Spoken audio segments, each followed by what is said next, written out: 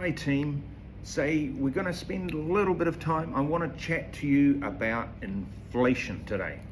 So we know a little bit about inflation, we've looked at it in class, and we know that inflation represents an increase in a nation's price level, the average price level for the country. All right. So there are some key terms that we can think about as well. We can think about inflation. We will think about deflation, which is the decrease in the average price level. We can talk about disinflation, where inflation is increasing, but it's increasing at a slower rate.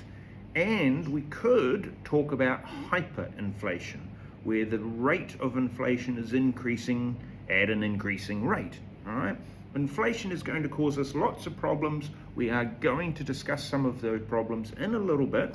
But first, I just want to touch on what causes inflation. All right. So the number one cause that we often think about is called demand pull inflation. That's where your aggregate demand, your total demand for all goods and services in the economy increases, dragging, if you will, the price level for, on average, for everything increasing that as well.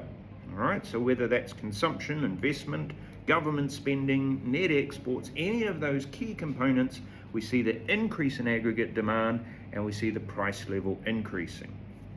However, we could also talk about the costs, and we could talk about cost push inflation.